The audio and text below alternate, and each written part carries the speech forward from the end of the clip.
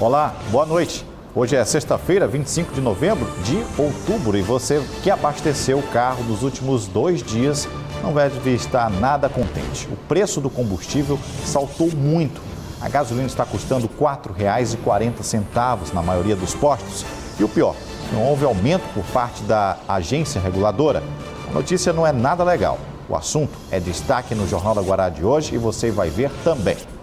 Polícia prende professor de karatê. Ele é suspeito de pedofilia e estava foragido do estado de São Paulo. Muito cuidado com o seu telefone celular. Golpistas clonam aplicativos para dar golpes em São Luís. Domingos Dutra, prefeito de Paço do Lumiar, continua sem dar informações a familiares e polícia inicia investigações. A beleza, as cores e a diversidade de flores e plantas é o Festival de Olambra, em São Luís. Tudo isso e muito mais agora, no Jornal da Guará, que está começando.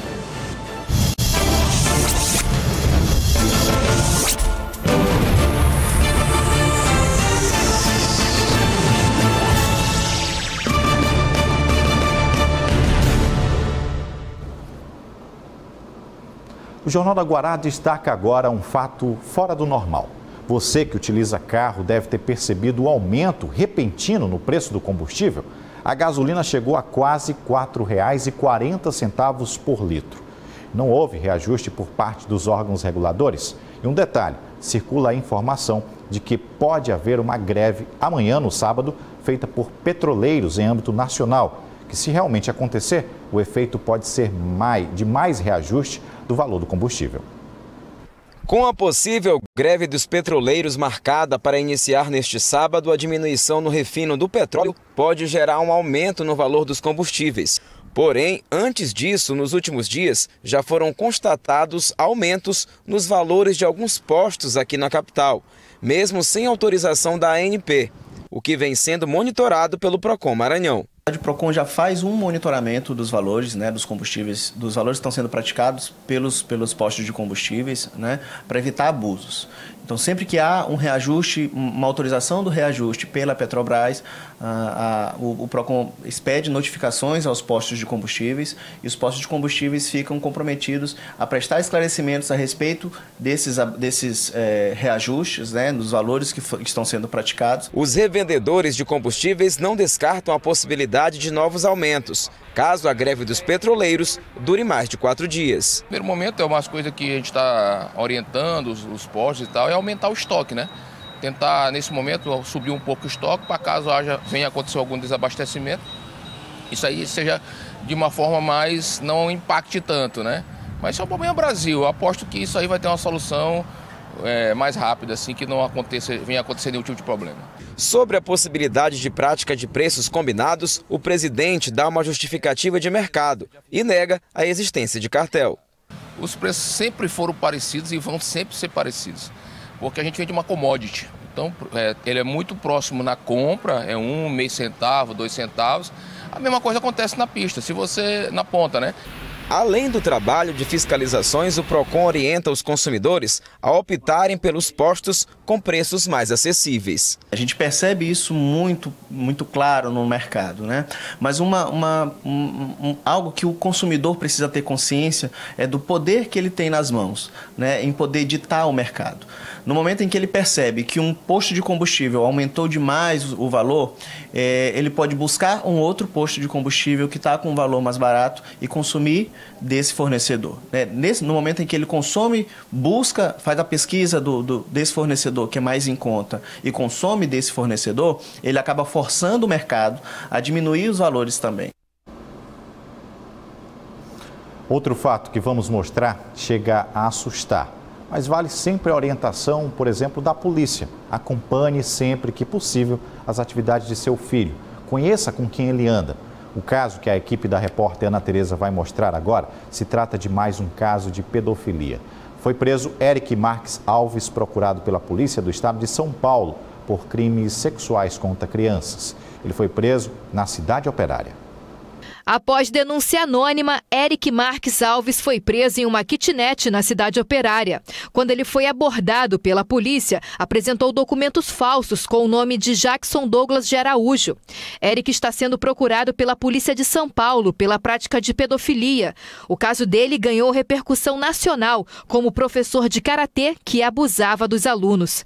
3 adolescentes já formalizaram a denúncia. A Polícia Civil daqui, um trabalho até em conjunto com a Polícia de Sorocaba, tomou conhecimento que ele se encontrava na cidade operária, em uma kitnet.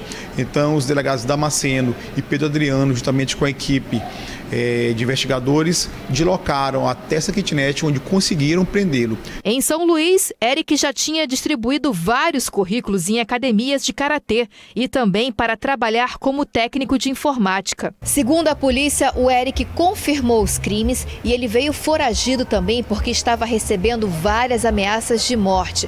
Isso porque, ainda de acordo com a polícia, uma das vítimas dele é sobrinho de um integrante de uma facção criminosa do estado de São Paulo. Ele já admitiu informalmente a autoria desses fatos gravíssimos, até um crime hediondo que ele está sendo imputado. A edição desta sexta-feira tem como destaque também os crimes cibernéticos. Vivemos praticamente conectados 24 horas no mundo virtual, seja por trabalho, lazer ou estudo. A facilidade que a tecnologia nos propõe também nos deixa, em certos momentos, expostos à ação de criminosos, que cada vez mais estão se especializando na extorsão. A empresária Lana foi surpreendida com uma ligação após ter anunciado a venda de um apartamento pela internet. Em apenas alguns minutos, ela caiu em um golpe e teve o aplicativo de mensagens do celular clonado por criminosos. Na verdade, foi um grande susto que eu passei, né? A gente não espera que isso vá um dia acontecer com a gente, porque a gente sabe de tudo que está acontecendo e todos os crimes que vivem acontecendo, mas a gente colocou um apartamento para vender na OLX e através dessa informação da OLX, o cara ele entrou em contato comigo, se passando por uma pessoa do suporte da OLX. E como no dia a gente estava com algum problema com a OLX sobre data de telefone, lá de casa a gente mudou o telefone de casa para o meu telefone pessoal, para ser mais fácil até a comunicação com as pessoas, a gente estava com esse problema, foi justamente aí que ele me pegou, acho que até mesmo sem ele saber desse detalhe. E para mim foi mais fácil até acreditar no golpe, porque ele me ligou falando do suporte e dizendo que as pessoas estavam tentando entrar em contato comigo pelo WhatsApp, não estavam conseguindo, e que ele estava querendo só arrumar, tipo, o meu cadastro, não estava batendo os meus contatos, e tinham várias pessoas tentando entrar em contato comigo para comprar o meu apartamento. Esse golpe é uma nova modalidade de crime que vem sendo monitorado pela polícia. Os criminosos, em grande parte, são do estado de São Paulo e agem de forma bastante organizada. Nós temos a que foi descoberta aqui no Maranhão, que era justamente onde a pessoa desativava a linha, reativava a linha em outro chip, e aí instalava o aplicativo e pegava as conversas e passava por ela. Nessa clonagem do WhatsApp, você perde a linha e você perde o WhatsApp. Mas agora tem a clonagem do WhatsApp onde você não perde a linha e você perde apenas o WhatsApp. É justamente quando você dá a senha de 6 dígitos ou clica no link que é enviado a você por um torpedo. Na verdade, a transformação do WhatsApp pessoal é um WhatsApp business. Eles mandam a senha que você mesma, ele incide a vítima em erro e ela acaba ou fornecendo a senha ou clicando no link.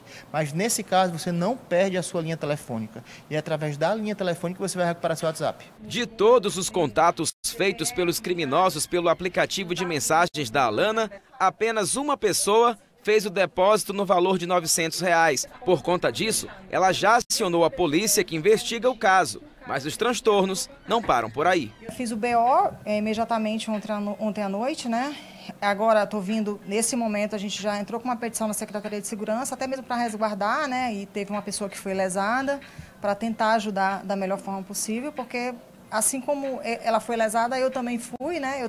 Vou passar 7 dias sem o WhatsApp, eu trabalho com o WhatsApp, falo com os meus fornecedores, todos os meus contatos estão ali, eu trabalho com isso, são fotos da minha empresa, está tudo ali, então virou todo um transtorno, né, de comunicação.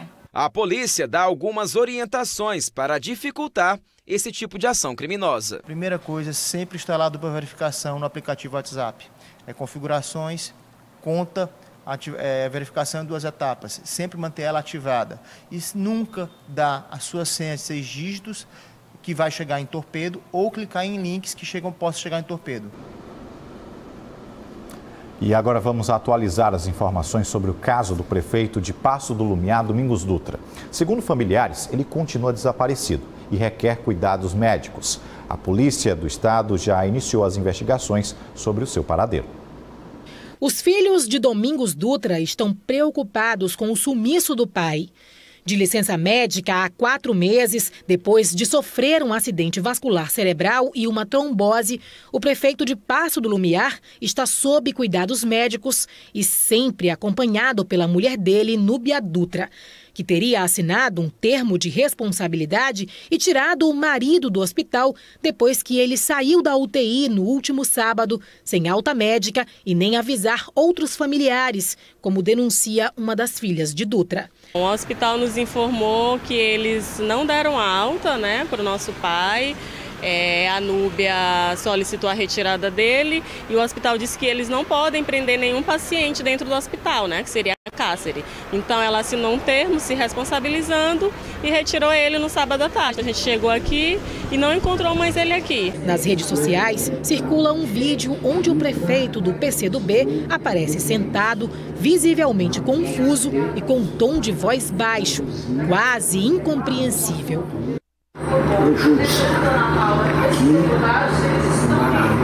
Domingos Dutra. E enquanto isso, a família de Domingos Dutra continua sem informações sobre o paradeiro dele e da mulher Núbia Dutra. Bom, nós vamos tentar falar com a Núbia Dutra por meio de um número de telefone que a nossa produção conseguiu para ver se ela conversa com a gente. Vou discar aqui.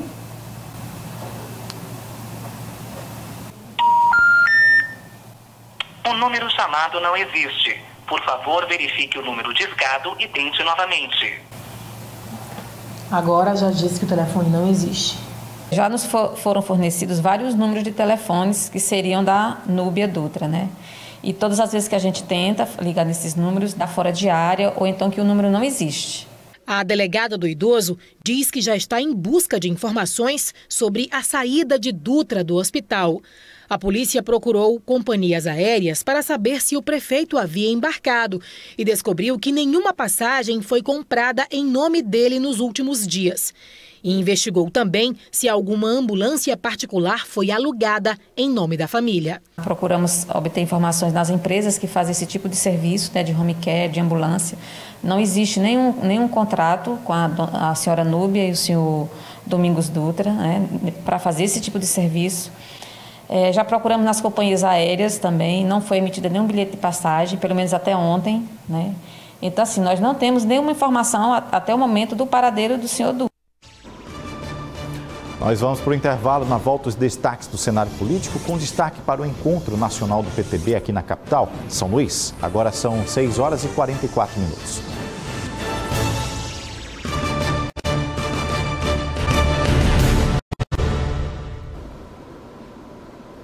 Já estamos de volta e neste bloco destacamos a cobertura política no estado. Hoje, o PTB Nacional realizou um encontro para incentivar a participação feminina no mundo da política. O evento contou com várias lideranças nacionais do partido e o atual presidente da sigla no Maranhão, o deputado federal Pedro Lucas Fernandes. Elas são da maquiagem, dos acessórios, dos detalhes. Nas mãos, o vermelho que traduz força, ao mesmo tempo que acalenta a capacidade que sua mulher tem. É com este conjunto de elementos que as mulheres avançam em vários segmentos da sociedade. Um deles é a política. 2020 é ano de eleições municipais e os partidos já estão em ritmo de campanha. O Partido Trabalhista Brasileiro, por exemplo, reuniu lideranças para incentivar a participação feminina no cenário político. Nós temos que ter essa valorização e mostrar para os homens, quebrar, descortinar essa história de dizer que lugar de mulher não é na política, lugar de mulher é onde ela quiser. Por isso mesmo, nós temos que entender que o lugar de mulher é aqui no PTB. Nós levantamos essa bandeira.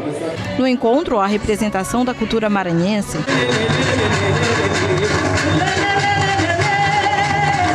e a representação nacional do partido, que defende a participação da mulher de forma mais expressiva. O PTB trabalha valorizando a mulher. Tanto é que a presidente Graça, o presidente Roberto Jefferson, dá todo o instrumento para que a gente estimule a mulher participar ainda mais da política brasileira. No discurso do PTB, a candidatura de mulheres deve ser real, uma referência às denúncias de candidaturas laranja. É garantir que os recursos sejam aplicados nas candidaturas femininas. No PTB, as nossas mulheres não são laranjas. As nossas mulheres são mulheres de verdade e elas terão os recursos para disputar a eleição. O encontro deve percorrer as principais cidades do país. Embora sejam a maioria da população brasileira, as mulheres ainda são minoria nos cargos legislativos. Na eleição de 2018, por exemplo, para a Câmara Federal, apenas 77 foram eleitas para um universo de 513 vagas. Única mulher do partido a ocupar cadeira na Assembleia Legislativa do Maranhão, Mical Damasceno é uma dupla representatividade feminina e evangélica. A responsabilidade é muito grande. Eu estou como a primeira deputada eleita pelo PTB aqui no Maranhão e a gente quer fortalecer isso. Um discurso alinhado nacionalmente. E aqui nós queremos realmente construir uma política. Não queremos ser mais e nem menos que os homens. Nós queremos buscar um espaço igualitário, onde nós possamos discutir a política de igual para igual, né? Porque nós somos mães, nós somos filhas, nós somos esposas e muitas vezes nós cuidamos do orçamento da nossa casa. Quem melhor que nós mulheres para participar dessa transformação que a sociedade tem? Hoje, o Poder Judiciário aqui do Maranhão realizou em solenidade especial no Salão Nobre da Casa a entrega da Medalha de Mérito Cândido Mendes ao ministro do Superior Tribunal de Justiça, Marcelo Navarro Ribeiro Dantas. A honraria foi proposta pelo desembargador Froy Sobrinho e, na oportunidade, o presidente do tribunal, José Joaquim Figueiredo dos Anjos, presenteou com a medalha dos 200 anos do TJ do Maranhão. Para mim, representa uma honra muito grande receber essa comenda de uma das mais tradicionais e importantes cortes judiciárias do Brasil. E ela é também uma responsabilidade, porque eu me sinto assim como depositário de um peso, de ter a confiança dos magistrados maranhenses. Sem dúvida, normalmente a gente diz que toda homenagem é justa, mas essa eu não tenho dúvida em dizê-la, que realmente faz justeza. Trata-se de uma das maiores autoridades do Poder Judiciário brasileiro, um jurista escola. Então, portanto, o tribunal, na pessoa do eminente desembargador Froy Sobrinho, que foi quem o indicou, e de forma unânime, o eminente ministro foi homenageado nesta data. Bom, e a Ordem dos Advogados do Brasil, seccional do Maranhão, realiza na próxima semana, no dia 29 de outubro, o segundo Fórum da Mulher e da Advogada. O propósito do evento é criar um espaço de diálogo acerca de temas atuais sobre direitos e saúde das mulheres. Sobre o assunto, recebo a doutora Vivian Bauer, advogada, presidente da Comissão da Mulher e da Advogada da OAB Maranhão. Boa noite, seja muito bem-vinda aqui ao Jornal da Guará. Boa noite, obrigada pelo convite. Doutora Vivian, é o segundo evento que acontece, o segundo Fórum da Mulher. Então já é possível ter aí um balanço desse trabalho, dessa discussão, desse fomento a discussões tão presentes e necessárias nessa atual conjuntura que a gente vive. Sim, com certeza. O primeiro fórum foi feito em 2016, agora estamos trazendo o segundo Fórum da Mulher e da Advogada, com o subtema de democracia, representatividade e gênero. Nós sabemos que são temas caros à sociedade e à classe advocatícia, inclusive na representatividade no espaço político, nos espaços de poder e decisão, a saúde da mulher, alusiva ao mês de Outubro Rosa, e as prerrogativas da mulher e da advogada, assim como os temas de violência doméstica e familiar contra mulheres e contra idosos. A gente viu ainda há pouco um evento que aconteceu de um partido político discutindo justamente isso, fomentando esses espaços, cedendo essas discussões. O que acontece? As dificuldades do dia a dia atrapalham às vezes as mulheres a se interessar pelo assunto ou o assunto da política, a necessidade de somar com a sociedade é que está ficando de lado mesmo. São N fatores. é a mulher que é dona de casa, que precisa cuidar dos filhos, que tem o marido como o provedor da família, logo ela precisa ficar dentro de casa ajudando nos serviços domésticos. É a mulher que é subjugada e subrepresentada nos espaços políticos e nos espaços de poder e decisão. Normalmente essas mulheres recebem uma herança política, elas só conseguem se candidatar e só conseguem se eleger se elas tiverem um homem por trás delas, um homem que já tem uma história política. Não que isto seja ruim, nós precisamos iniciar de alguma forma. Se for este o caminho, que assim seja. Isso não significa que essas mulheres não tenham qualificação e não sejam capacitadas para assumirem estes espaços. Agora, infelizmente, realmente, nós sabemos que os partidos se utilizam da cota para nos fazer de mulheres laranja, de candidatas laranjas, mas que, enfim, tomara que esta realidade mude e que saibam que a mulher está lá para assumir o seu espaço. Doutora Vivian, o evento também debate situações adversas, situações complicadas dentro do mundo da advocacia. Todo espaço tem suas complicações. Uma desses debates são as prerrogativas das mulheres advogadas. É um dos eixos temáticos? Sim, nós sabemos que os advogados eles têm prerrogativas no exercício da sua profissão e as mulheres, principalmente, são mulheres vítimas dessas violações de suas prerrogativas. E nós estamos abordando no fórum, dentre tantas violências sofridas, a violência pela falta de acessibilidade para a mulher com deficiência. Imagina uma mulher com deficiência, por exemplo, visual, que precisa acessar o sistema PJE, o que que hoje os advogados precisam acessar um sistema. Imagina uma pessoa com deficiência visual, imagina uma pessoa com deficiência física que precisa adentrar um órgão público e não tem aquela acessibilidade. Então isso é um tipo de violação das prerrogativas, assim como a violência em razão do gênero, pelo simples fato de nós sermos mulheres. Várias colegas já relataram, por exemplo, em audiência, um juiz falar que vai dar uma sentença favorável porque a saia dela está bonita, porque está curta. Isso é uma violência, isso é violação das prerrogativas da mulher enquanto advogada, enquanto profissional no exercício da sua profissão. Esse tipo de discussão, ele deve nascer onde, na sua visão?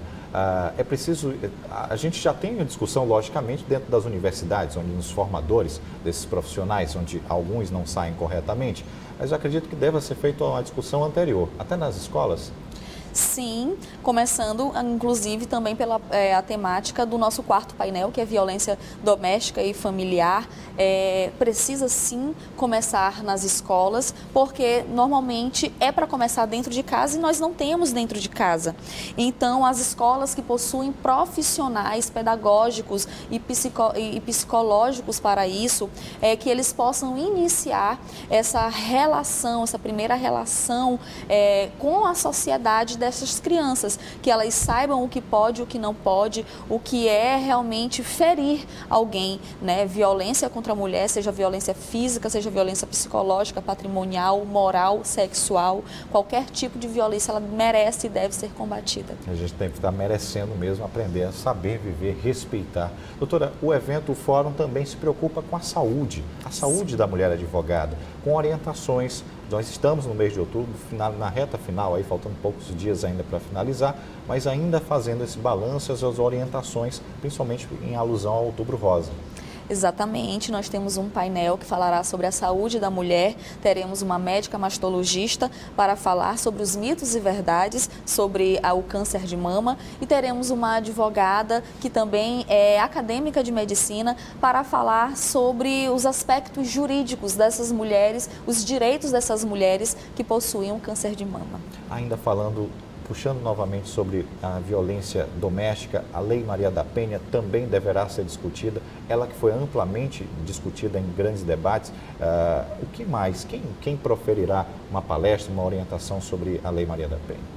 teremos 2 palestrantes, o doutor Tiago Viana, um advogado, e a doutora Igliana Azulay, que é delegada civil, delegada do idoso. Ela falará justamente sobre a violência doméstica contra idosos, e o doutor Tiago Viana, ele falará sobre a violência intrafamiliar, né, sobre todos esses aspectos de uma maneira geral da Lei Maria da Penha. Então, para a gente fazer o convite para o pessoal que tem interesse em participar dessa discussão, o evento acontece no dia 29, qual horário e qual local? Acontecerá na terça-feira, dia 29 de outubro, a partir das 2 horas da tarde, sendo o primeiro painel, a solenidade de abertura, e ela se finalizará às 9h30 da noite, com o último painel a respeito de violência doméstica e familiar. Teremos o último painel como violência doméstica e familiar, Lei Maria da Penha, o primeiro painel sobre violência, a violação das prerrogativas da mulher e da advogada, o segundo painel, saúde da mulher, e o terceiro painel é justamente sobre elas na política. O espaço da mulher na política que nós merecemos e tanto devemos essa conquista, devemos fazer por merecer. Claro. Doutora Vivian Bauer, presidente da Comissão da Mulher e da advogada da OAB Maranhão, nosso muito obrigado e desejamos sucesso no evento. Eu quem agradeço, convido toda a sociedade, classe advocatícia, e obrigada pelo espaço. Bom, hora de seguir com o intervalo no Jornal da Guará e vamos falar na volta sobre os números atualizados do sarampo aqui no Maranhão. A campanha terminou hoje, agora são 6 horas e 59 minutos.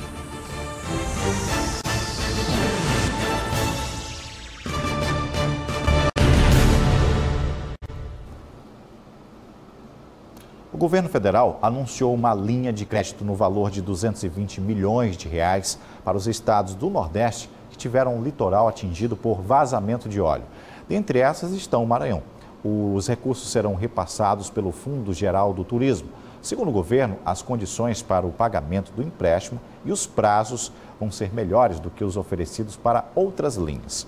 O Ministério do Turismo informou que o edital para credenciar novos agentes financeiros, especialmente para atendimento à região afetada, será publicado nos próximos dias.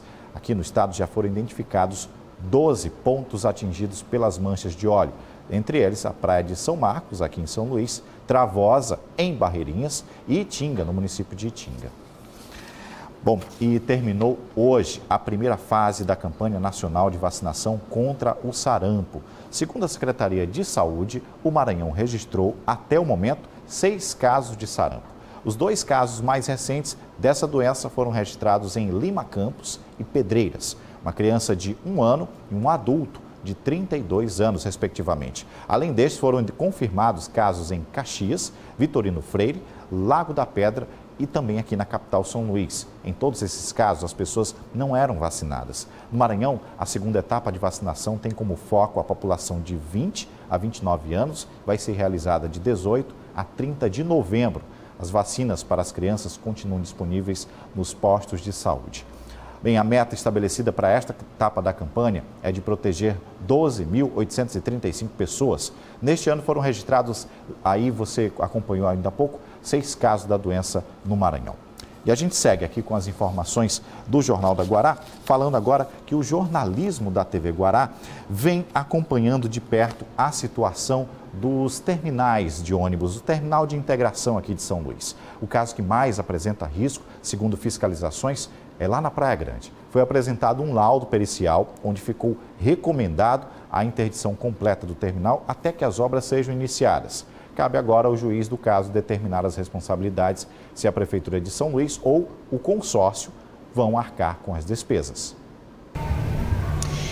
Olá a todos, pois é, o laudo pericial solicitado pelo juiz Dr. Douglas de Mello, da Vara de Interesses Difusos e Coletivos, condenou as 4 plataformas do terminal de integração. De acordo com o laudo, as plataformas estão com os pilares e as vigas muito comprometidas, além disso também tem muita corrosão nas armaduras e também muitas fissuras e trincas. Bom, o laudo recomenda a interdição total do terminal. Isso também já foi um pedido pedido do Ministério Público, que além de pedir a reforma do terminal, também pediu mais segurança para os usuários, do transporte coletivo. Segundo o Ministério Público, 150 mil pessoas passam todo dia por aqui e sofrem também com a falta de segurança. Bom, os consórcios jogam a responsabilidade da reforma para a Prefeitura de São Luís, mas a Prefeitura de São Luís já disse que durante a licitação os consórcios assinaram um termo também incluindo a reforma dos terminais. Bom, então essas são as informações. Ana Tereza com imagens de Tadeu Pablo, de volta ao estúdio. E olha, agora, no início da noite, o juiz titular da Vara de Interesses Difusos e Coletivos, Douglas de Melo Martins, atendeu o pedido do Ministério Público e determinou a interdição parcial do terminal da Praia Grande. Além disso, a Justiça condenou o consórcio Taguatur, Ratrans e consórcio Central a iniciar, no prazo de 24 horas, as reformas necessárias no terminal. E conclua antes do período chuvoso. Adote imediatamente todas as medidas preventivas para a segurança das pessoas que utilizam aquele espaço e faça semanalmente um relatório fotográfico das obras. A seguir, a beleza, as cores e a diversidade de flores e plantas é o Festival de Olambra aqui na capital. Mas antes, fique com a Tábua de Marés para este sábado.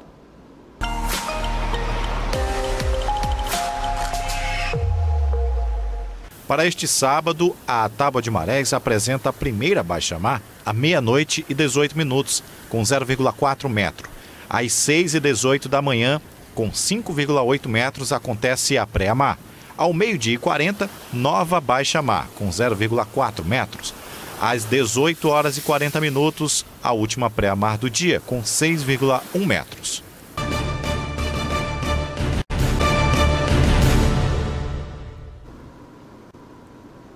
O conceito de sustentabilidade é cada vez mais presente nos dias atuais, ainda mais diante dos inúmeros crimes ambientais que assistimos todos os dias. Aqui no estado, o Instituto Maranhão Sustentável desenvolveu um modelo de casa construída apenas com produtos recicláveis.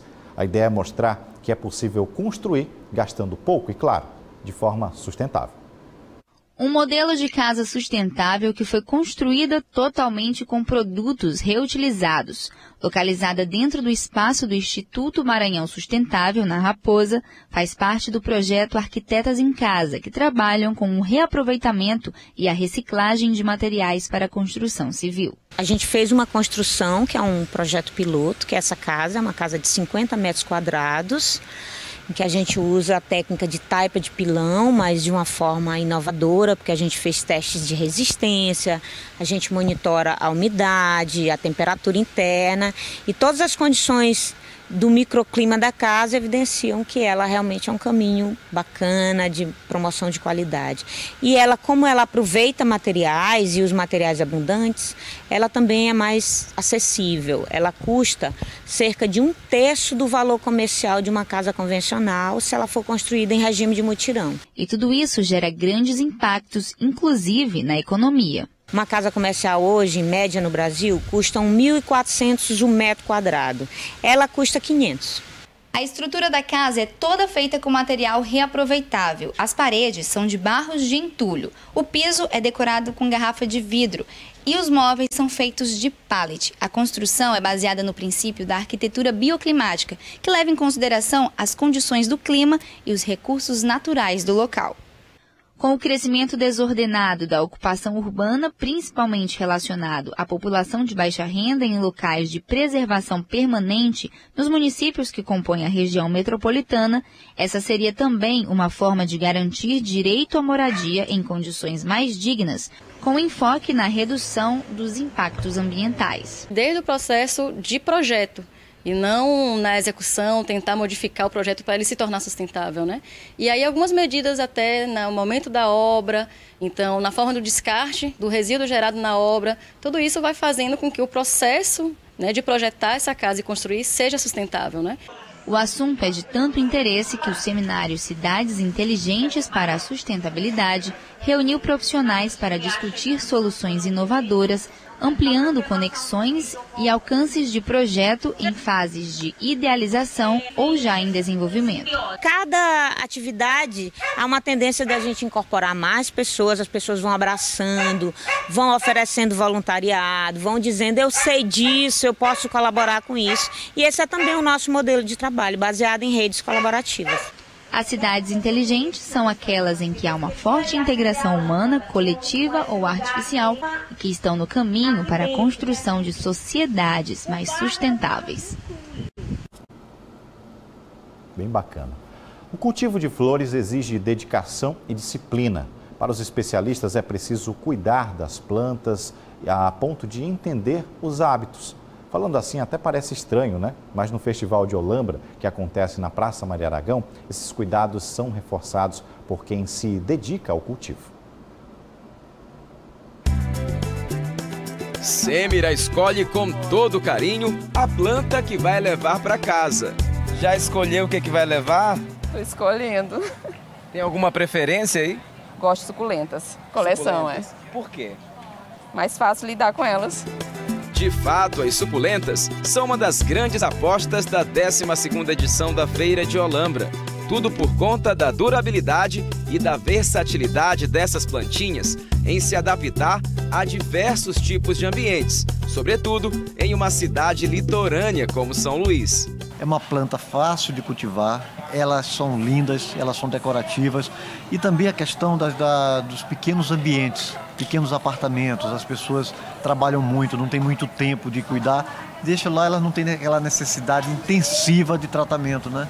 Botou no local onde ela possa pegar um sol, pegar uma claridade boa, pronto. A feira apresenta uma diversidade de produtos para todos os gostos. Os apreciadores podem comprar árvores frutíferas, plantas comestíveis e uma infinidade de flores de várias cores e formas, que garantem a beleza de qualquer ambiente ou jardim. Entre as mais de 200 espécies disponíveis para quem visita a Feira de Olambra em São Luís, uma das preferidas são exatamente as orquídeas. Mas para garantir toda a beleza e a longevidade dessa planta que é frágil, são necessários alguns cuidados especiais. Pois é, eu sempre digo o seguinte, que as plantas são como nós, seres humanos, que nós precisamos de cuidado. Precisa que alguém esteja cuidando da gente e a gente mesmo cuidando de nós, sabe? Esse poder que as plantas têm, essa energia que elas têm que transformam a energia humana. E isso é maravilhoso.